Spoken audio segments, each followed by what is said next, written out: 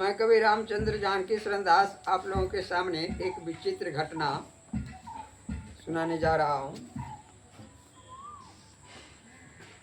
गंगा के किनारे अनूप शहर के पास एक ग्राम खुशालगढ़ में श्री ठाकुर महावीर सिंह नामक एक व्यक्ति का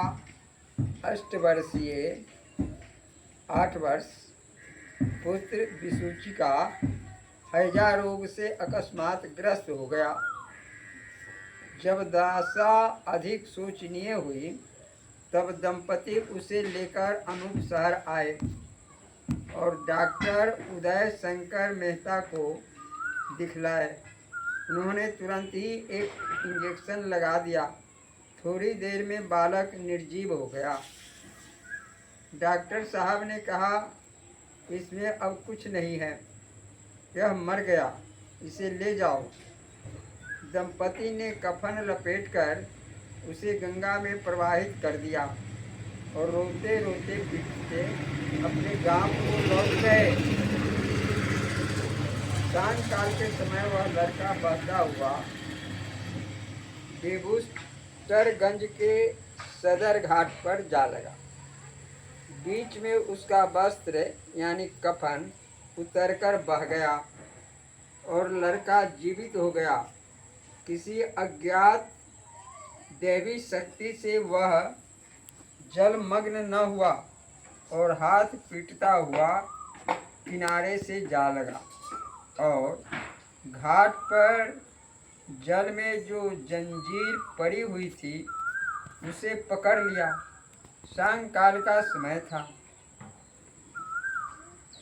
सुकोई ग्राम के एक पंडित वहाँ बैठे संध्योपासना आदि कर रहे थे।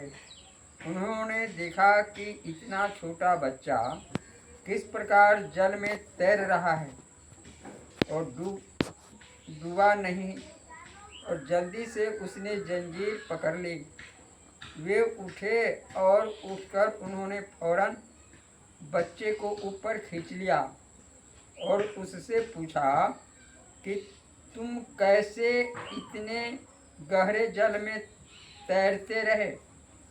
उसने बतलाया कि जल में 2 सफ़ेद दाढ़ी वाले महात्मा मुझे यहाँ तक हाथों में लाए और यहाँ आकर मुझसे कहा, यह जंजीर पकड़ लो, और मैं कुछ नहीं जानता।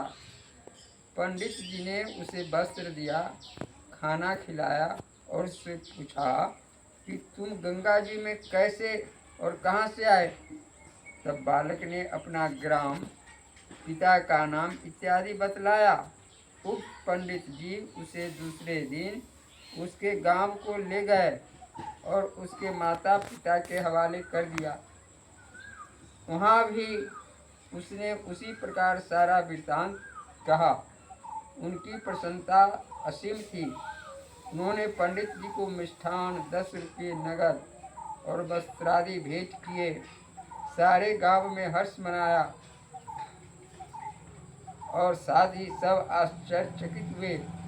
एक मुहूर्त पर उसके घर पर भीड़ लग गई कि लड़का क्या है, कोई महात्मा है जिसकी भगवान ने स्वयं आकर मदद की है।